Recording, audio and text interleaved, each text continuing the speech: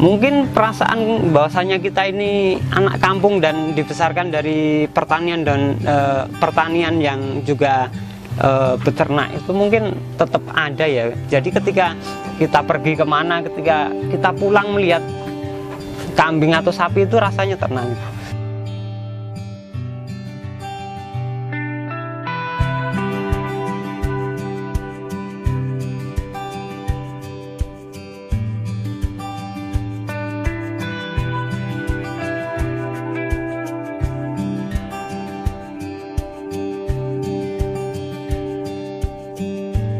Saya Larno, saat ini kita berada di kandang Galih Mandiri Farm di Ngemplak, Desa Ngemplak, Kecamatan Karangnongko, Kabupaten Klaten.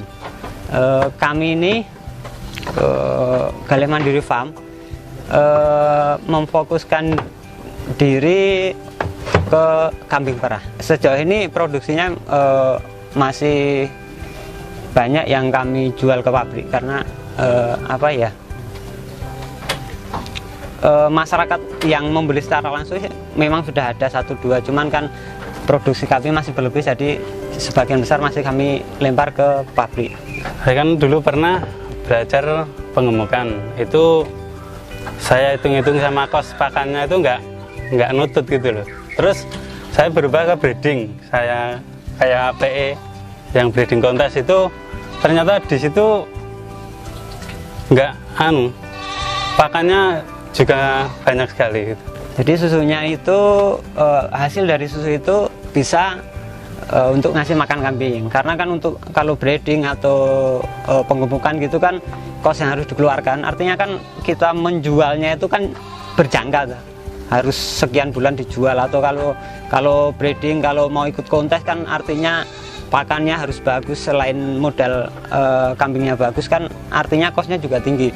Ketika susu kan ya kita cari yang kambing, sejauh ini masih semua jenis kambing, cuman yang susunya besar gitu. Ketika susunya besar, produksinya besar, kita bisa jual.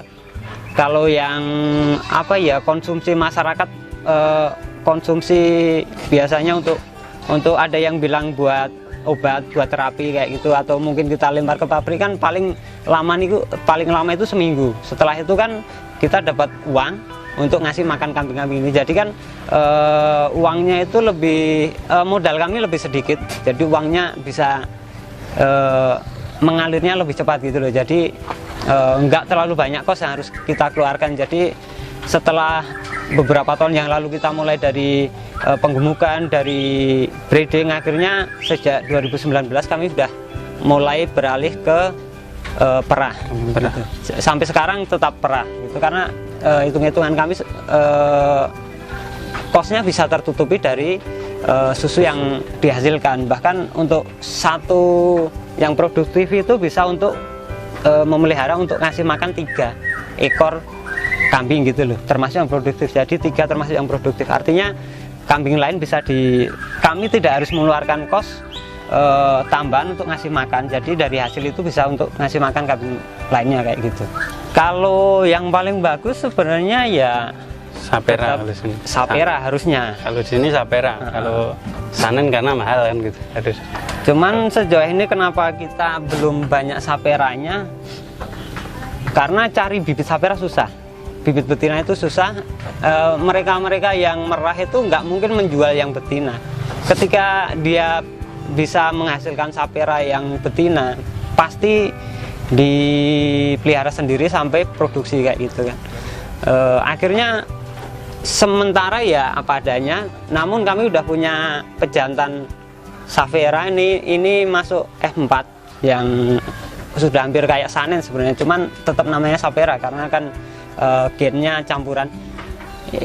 Nanti kami juga akan memproduksi ini untuk pejantan. Jadi semua nanti pejantannya ini yang betina-betina ini, harapan kami di periode mendatang itu udah yang kami perah itu jangka 2 tahun ke depan itu udah Sapera semua gitu. Jadi kan kami ingin membuat sendiri bibitnya, ingin nantinya kami panen sendiri kayak gitu ya. Ya umumnya yang merah seperti itu, karena kalau beli, kalaupun ada harganya tinggi, kalau itu pun sangat terbatas gitu kalau yang dijual, yang betina gitu. Jadi mau nggak mau prosesnya harus membuat sendiri. Kalau sekarang itu rata-rata 10 liter per hari. Yang ada di kandang sini sekitar 10 liter. Jadi hitungannya ada yang 1,5, ada yang kurang dari 1, tergantung usia perahnya. Kalau usia perahnya masih di bawah 6 bulan gitu, sekitar 3 bulan, 2 bulan, 4 bulan, itu biasanya masih produksinya masih bisa tinggi, masih di atas 1 liter. Sementara kalau udah mendekati 6 bulan atau 6 bulan lebih, itu cenderungnya udah di bawah 1 liter. Jadi kan di rata-rata ya 8 itu sekitar 10, di antara 10 sampai 11 kayak gitu per harinya. Itu 2 kali perah, pagi sama sore gitu. Yang masih bagus 2 kali perah. Kalau yang produksinya di bawah 1 liter biasanya ya cuma sekali, kalau pagi diperah gitu. Kalau kami jual kan 15.000 ya, yang umumnya yang kami lempar ke pabrik gitu. Jadi 15 kali 10 kan 150. Untuk hasilnya itu, cuman untuk ngasih makan 8 itu 1 ekornya itu sekitar biayanya itu sekitar 5.000.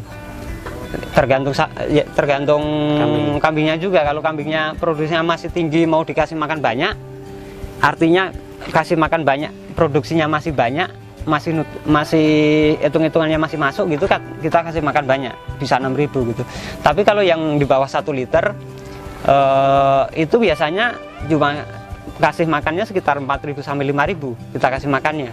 Dalam artian nggak terlalu kita pol kasih makannya, karena ujung-ujungnya jadinya daging. Bukan prosesnya itu bukan ke susu gitu. Kalaupun kita ngasih makan banyak, jadi kan kita carinya susu. Jadi sekedar stabil apa ya? Ya gemuk, cuman nggak terlalu gemuk gitu loh. Kalau kambing perah itu standarnya itu 1 meter 1,5 kali 180, udah standar bagus itu. Itu 1 ekor. 1 ekor kambing.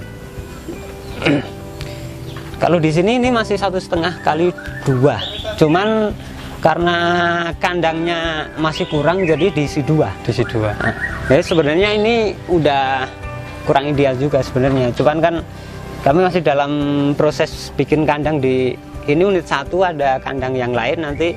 Sementara yang produksinya bagus memang di sini, yang di sana itu yang ada yang bunting, ada yang udah produksinya nggak bagus gitu. Cuman karena proses merah dan bungkus serta freezernya di sini, jadi yang masih produksi bagus kita taruh di sini gitu.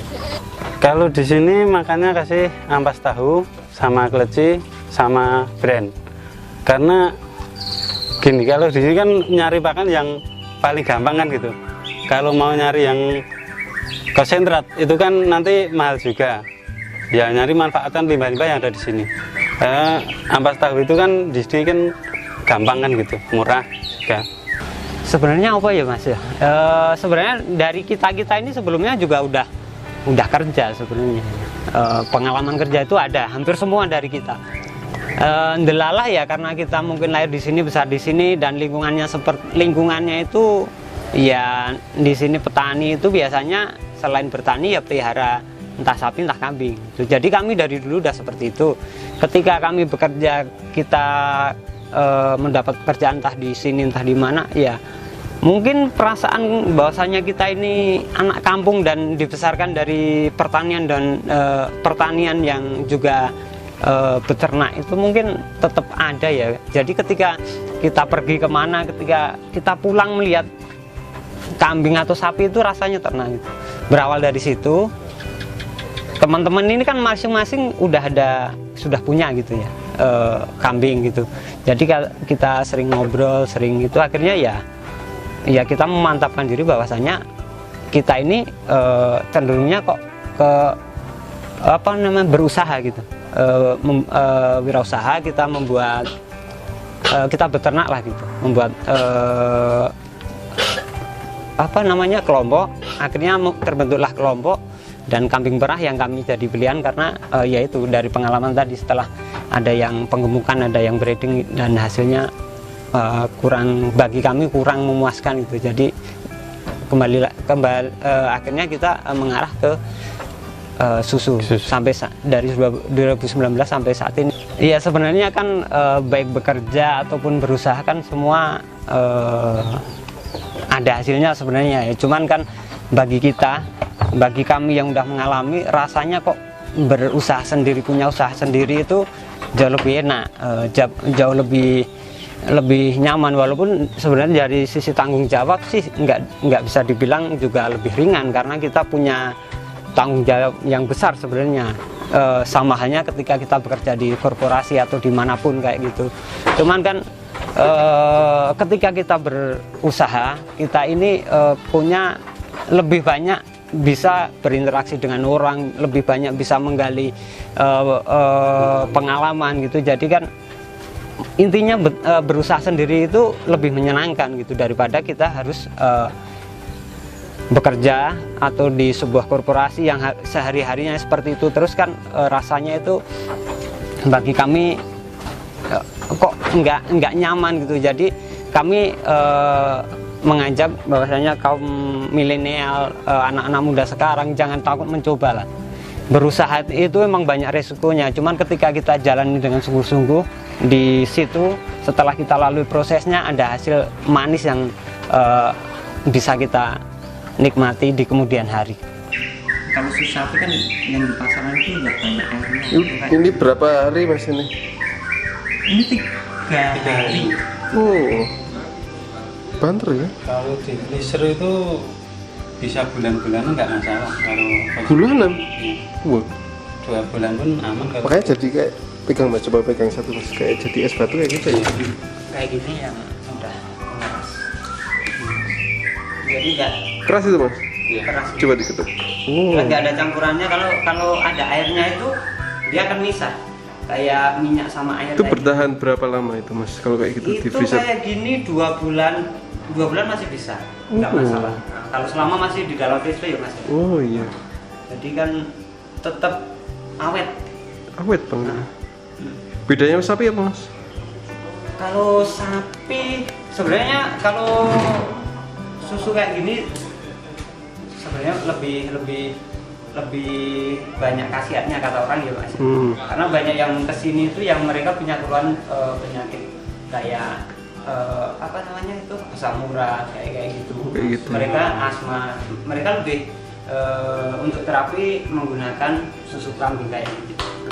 Kalau bedanya dari fisiknya, dari sama kambing, sama sapi? Ini lebih kental sebenarnya warnanya. Kalau di freezer jauh lebih kuning. Oh gitu ya. Kalau yang susu kambing itu jauh lebih kuning. Aslinya itu sama putih ya sebenarnya. Oh sama Nah, putih. putih. Cuman kalau udah beku kan jauh lebih kuning. Iya. Kalau susu kualitas bagus kayak gitu. Yang bagus yang Yang kuning. kalau yang kuning. bisa kuning itu bagus. Kalau di freezer nggak Enggak bisa warnanya enggak kuning. kuning itu jelas Oh. bagus. Nah, kalau susu sapi kan enggak bisa kuning kayak gitu. iya. Karena kandungannya emang beda, sangat jauh ya.